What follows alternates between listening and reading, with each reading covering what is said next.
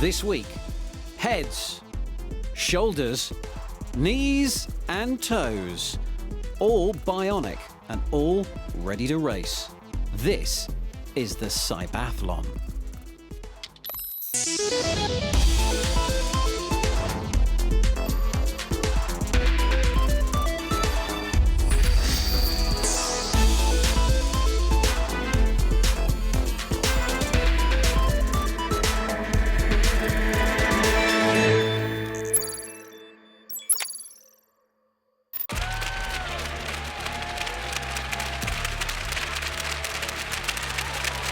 Welcome to the Cybathlon. This is the world's first Bionic Games. This is the Swiss arena in Zurich, and around us 2,500 people are getting ready to cheer on some of the most extraordinary athletes you will see this year. This is an event for people with bionic arms, robotic legs, motorised wheelchairs and brain controls.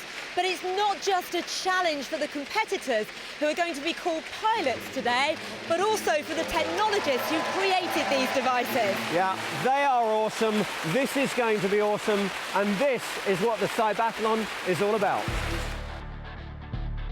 66 teams from all over the globe have been designing, building and training for this very unique competition. Disabled athletes, here known as pilots, will be competing using advanced assistive devices. The Cybathlon is the brainchild of this man, Robert Reiner, a professor for sensory motor systems at ETH Zurich. It's an event for people with disabilities who are allowed to use any kind of technology.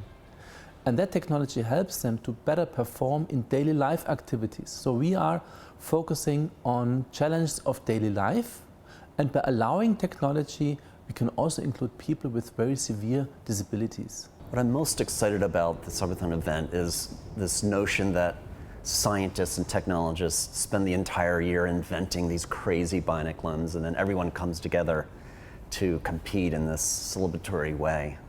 It's fantastic. It's such an extraordinary expression of human innovation. Each of the 6 disciplines will have qualifiers in the morning before the grand finals in the afternoon. How do you win? Simple. Get round the course or through the obstacles in the shortest time while incurring the lowest number of penalties. Well, that's what it's all about, but this is where it's all happening. We're looking at challenges that are real day-to-day activities, something like getting through a door in a wheelchair or with prosthetics. As we move towards here, we're seeing something that shows real small detail.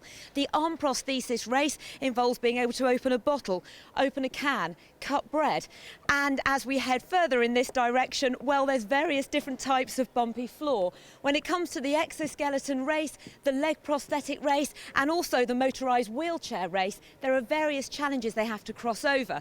And in fact, the stairs are looking like one of the real highlights to that wheelchair race. That's something that I'm really looking forward to seeing. They've got to be able to get up here and then down here at the end, of course, without tumbling over. Now, Sven, back to you. What have you got to show us? OK, first event of the day is the powered arm prosthesis race, a series of tasks that are designed to really test those robotic digits. And this is what goes into making a robotic arm. I want to break the physical barrier between the people and the environment. At the end of the elementary school, I read a comic book about the medical doctor. I had the interest for both robotics and the medical field.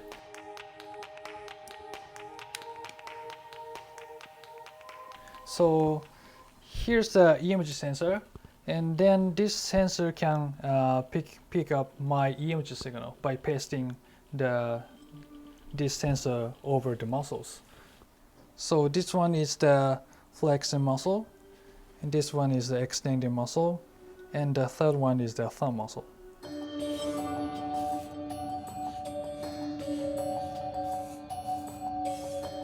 So the competitors are using just 2 signals to operate this kind of robotic hands. But our system can analyze the image signal, directly translate the finger motion. So that's our strong point.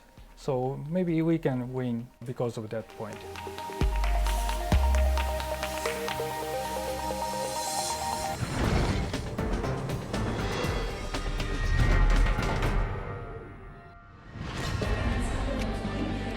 Yes, the powered arm prosthesis race is not just about power, it's also about precision and reliability. The teams need to come up with the very best ideas to help their pilots grip, twist and balance their way along the obstacle course. The race is designed to test how well pilots can work with their prosthesis to complete tasks that would typically be challenging for them. Yes, this is the race where the mightiest tech in the world can be foiled by the humble clothes peg. I'm joined by Martin Wallace from STIFO, the company that are making these hands. Well, they're carrying out some real-world tasks in the competition today. I know there are 2 of these hands taking part. What's the next challenge that you feel that you could reasonably overcome to better the product? The next thing that is a very big technical challenge that would improve the functionality is the touch-sensitive nature of the fingers. There is no feedback at the moment in commercially available hands for getting the signal back to the body, how hard someone's gripping something, how hot something is, all the things you get with your actual fingers. So getting that technology in these hands would be ideal. What's amazing is the huge variety in designs for these prosthetic hands. Some have got 5 fingers, some have got only 2. As long as it does the job, you've got a complete free-for-all to design these however you want. The ultimate victor was Team Dipo Power, a group of biomechanical engineering students from Delft University of Technology in the Netherlands. Together with their pilot Bob Radosi, himself an expert in prostheses, they went for a slightly more established body-powered approach. This means that physical movements like reaching forward or lifting your shoulders are used to control the device. But while this gold medal idea might have won the day, in the end, just crossing the line was enough to send most teams home happy. Now, as amazing as all the events are today, the next one I think is particularly unusual because you're not going to see any mechanics or any robotics. This is called FES, Functional Electrical Stimulation, and it's a bike race between 2 riders who are using their legs to power the bikes. But the deal is, these riders are paralysed. They can't ordinarily move their legs. They are using electrical signals to trigger the muscles in their legs. This is what it's all about. I had a trampoline accident back in 2011. And I became what's known as tetraplegic, so I have issues with moving all 4 limbs. My legs completely, I cannot move. My arms and hands I have difficulty moving. Technology for disabled people is quite expensive these days. If more technology firms and universities collaborate, they can make the technology more available for disabled people. To prepare for the Cybathlon, I've been doing about an hour a day on the bike every morning.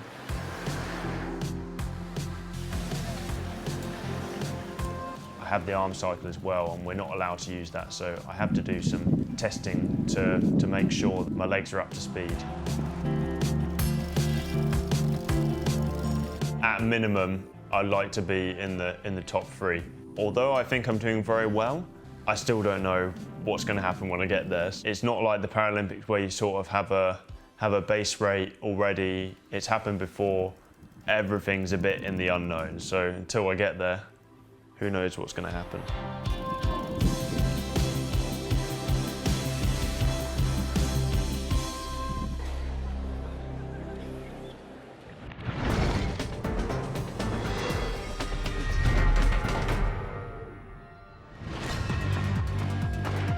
Well, Johnny wanted 3rd or better, and his wish came true. He was 2nd fastest of all the qualifiers, which placed him in the final showdown against Mark Moon and his Team Cleveland. As the heats continued, you can see that timing was everything. If the electrical pulses don't fire at the right time, you can end up pedalling backwards. Another thing that became clear, this is a physically exhausting event. And that's actually a good thing, as the creator of the model of bike that Johnny was riding explained. Normally, people with spinal injury, they waste their muscles, very bad circulation, and now it comes up again. I've got one guy here who has more muscles than I have. Now, there are two different techniques of FES that we've heard of. One, you actually stick the electrode on the skin, but some teams are actually implanting the electrodes in the legs. Where do we stand on that?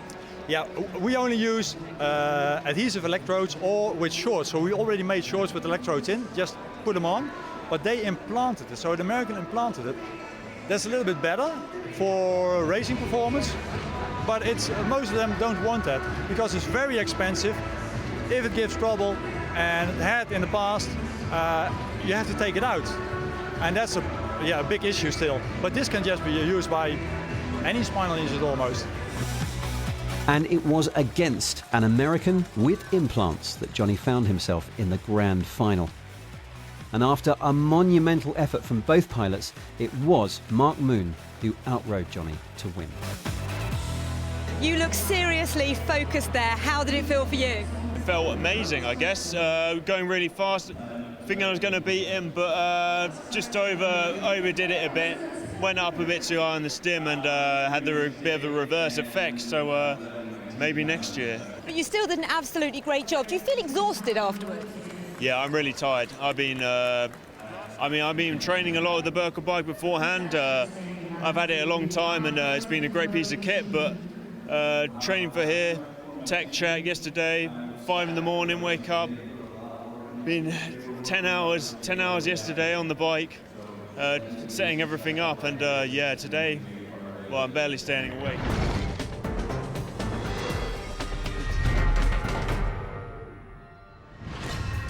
The training here at Cybathlon certainly seems as intense as any athletics event. And how about this for focus?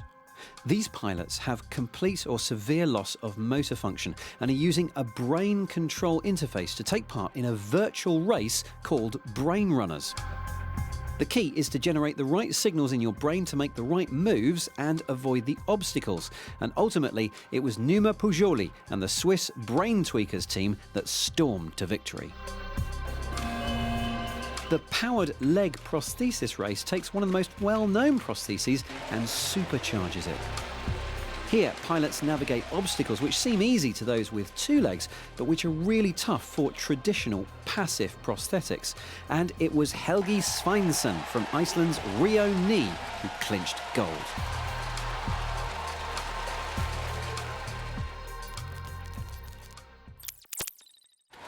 Now, 30 years ago, Sigourney Weaver picked up an alien queen and lobbed her out of the airlock of her spaceship using a powered exoskeleton suit. One of the sci-fi highlights of my life. Now, admittedly, we're not quite there with the technology in reality yet, but today's final event showcases just how far we have come in the class we call EXO.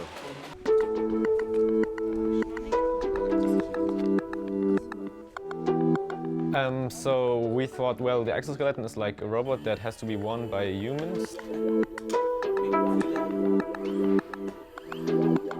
We basically got 3 motors at every leg. So one is positioned here, which does the hip motion or how the thigh moves. The second one is under there, the one for the shank motion, so the knee actually. There is the third one, which pretensions the spring, so this motor says how stiff the knee should behave.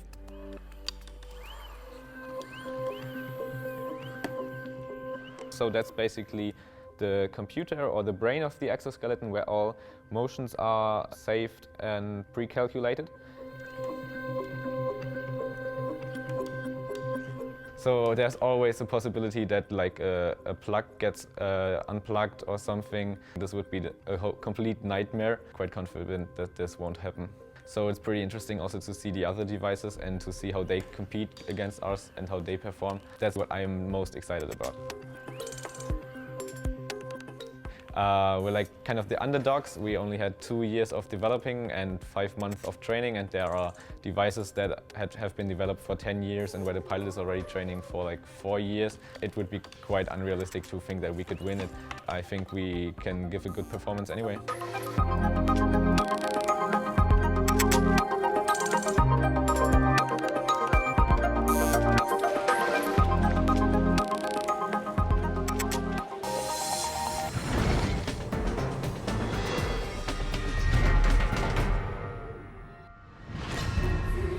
Well, they may not have had the time they wanted to prepare, but Veryleg didn't do badly at all.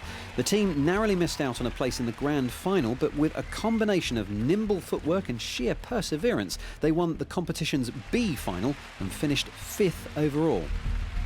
The final was tense, boiling down to a showdown between Germany and America. Like the powered arm race, the course here is made up of obstacles that people with limited movement can face in everyday life. Sitting down and getting back up again is tough, even in an exosuit. These pilots have complete leg paralysis, meaning it was down to the suits to tackle the ramp and the uneven ground. In the end, the USA looked to have a slight lead, but a malfunction allowed German pilot Andre van Rooyen to gain the upper hand. Coming down the stairs, it was neck and neck, just a matter of who could complete those vital final few steps, and by a whisker, Germany took the gold. You can see it was exhausting. And after the medal ceremony, we caught up with our old friends Veryleg to see how they found the experience. Very exhausting, like climbing a mountain or like running a marathon together. But it's very nice to be part of this event. And yeah, I'm very happy on the other side, next to the exhausted feeling. The kit is really quite something. It looks quite weighty, it looks quite tricky to operate. Tell me a little bit about it. Yeah, you have to handle all the steps and all the function with by crutches. So it's also to keep your mind in a good condition, that you don't gonna press the wrong ones. And then on top you have you get tired more and more. So this is altogether it's a big challenge. How was that moment for you the first time that you took steps in the suit?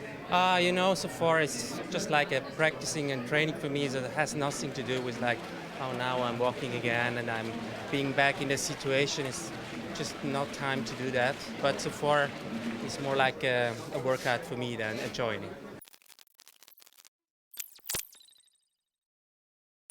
Next up is the powered wheelchair race, which amongst other things sees them have to get up these steps, go across there and then down the other steps. Now Spencer, I believe you have a bit of history with one of these teams. Yeah, I met up with one of the teams, Skivo, earlier in the year and tried out one of their very early prototype stair-climbing wheelchairs, and as the internet now knows, that didn't go too well. However, they are here. I caught up with them yesterday and their wheelchair now looks even more impressive, and it does work.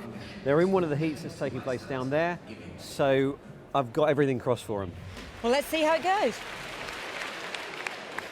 And on the start line, the Skivo pilot, Joseph Ballister, looked confident.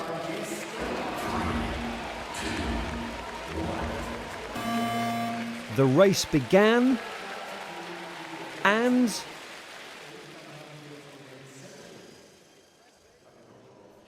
and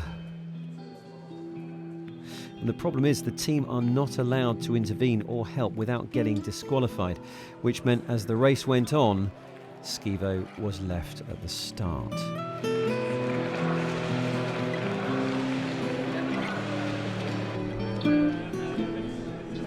are we going then, Sven? We're going to find them. Here they go. Guys, I'm so sorry. What happened? What do you think happened? The only thing, we don't know one, it shut down the connection between the phone and the wheelchair. So I couldn't do anything, the wheelchair, now it's working perfect. Yeah. But it's just down that we couldn't restart it. It's like any car engine that you have to press a button inside here to restart it. So the problem was that we were there stuck and we couldn't do anything. Yeah. I'm so sorry. I've seen this in action. I know that this was going to do really well. So commiserations. Thank you. Okay. Come over here. Give me a hug, man. That's sad, Hawk. It's sad, but these things happen. It's like the worst thing. Okay.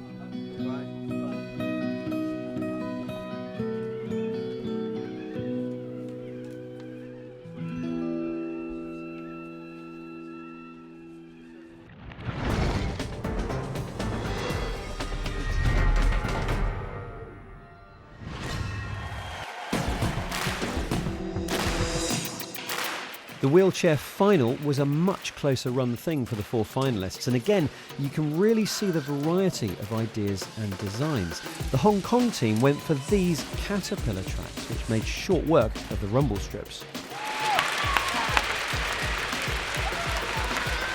That's not a wheelchair, that's a wheel tank. but that lack of suspension really gave the pilot Cho Yu-ng a rocky ride on the uneven ground. And balance was the big issue as these chairs arrived at the stairs, really the climax of the event, with 3 pilots all reaching them at pretty much the same time. As the Hong Kong pilot had to once again endure being thrown about, Florian Hauser showed off the clever weight-shifting feature of the Swiss chair, which ensured that he didn't topple over.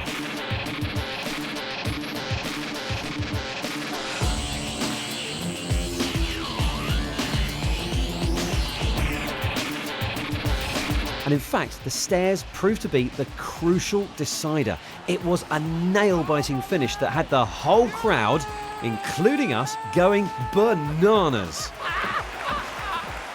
In the final seconds, the Swiss team came from 3rd place to beat Hong Kong by just 5 seconds.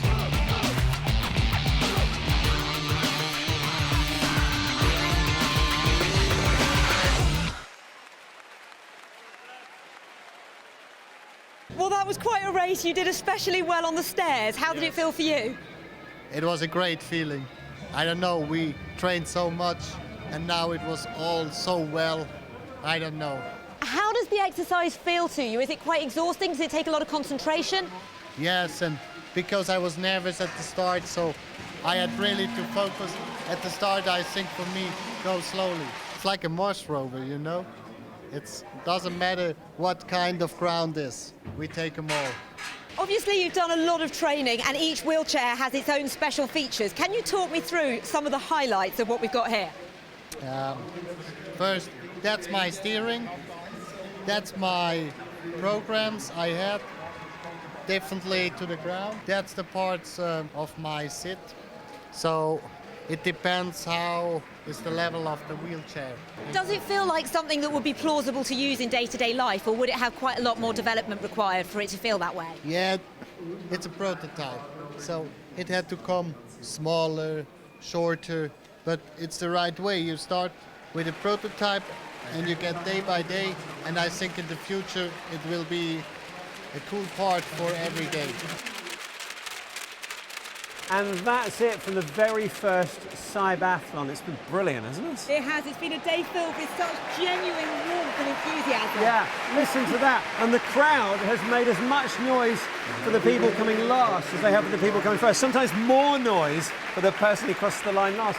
And the other thing I've noticed is that every competitor has finished the race. Even if they know they've won, even if they've known they've lost and there's no point, they've still carried on. This is about going the distance and pushing this technology to the limit, isn't it? The thing is, we often say it's the taking part, not the winning, that matters, and we don't mean it. But I think today it's genuinely the case. It absolutely is. I hope you've enjoyed it and found it as fascinating as we have. Thanks for watching, and we'll see you soon.